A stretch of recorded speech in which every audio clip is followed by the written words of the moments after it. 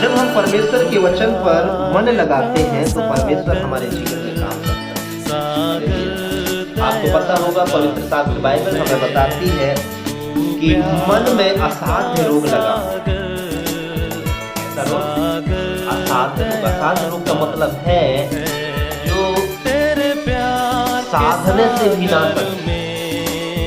आपको पता है हम अपने बहुत सारी चीजें हैं जिसको हम अपने मन से तो कर सकते हैं, इसके लिए बहुत सारी चीजों को हम अपने जीवन में देख सकते हैं, बहुत सारी चीजें हमारे नियंत्रण में हो सकती है। लेकिन एक ऐसा भी चीज है हमारे जीवन में जो हमारे नियंत्रण से बाहर रहता है, और जो व्यक्ति उस पर अगर नियंत्रण कर लिया, ये समझ लो वह जो है परमेश्वर की इच्छा को पूर्ण करने में, आगे बढ़ने में कामयाब होता है। हालेलुया।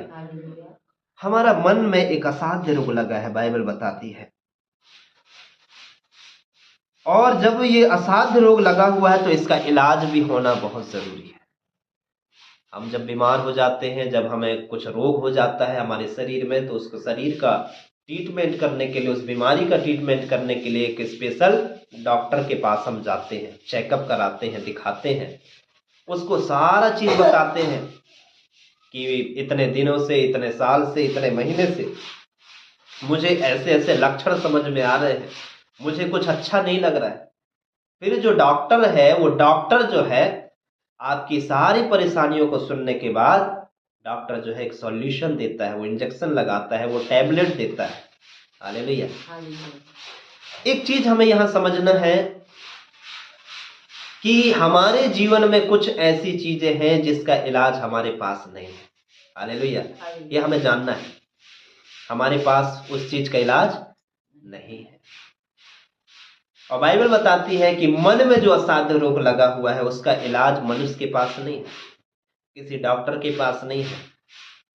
उसका इलाज अगर सही तरीके से अगर कर सकता है तो वो जो है डॉक्टरों का डॉक्टर जीवित परमेश्वर ही कर सकता है। हालेलुया।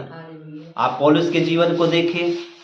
पौलुस एक ऐसा व्यक्ति था जो दूसरों को सताता था, दूसरों को मारता था, पीटता था, विशेषकर मसीही लोगों को परेशानियों में डालता था। और जब वो एक जगह जब आराधना चल रहा था, तब वो अपने कुछ साथियों के साथ जो है उस आराधना को तोड़ने के लिए, संगति को पूरी तरीके से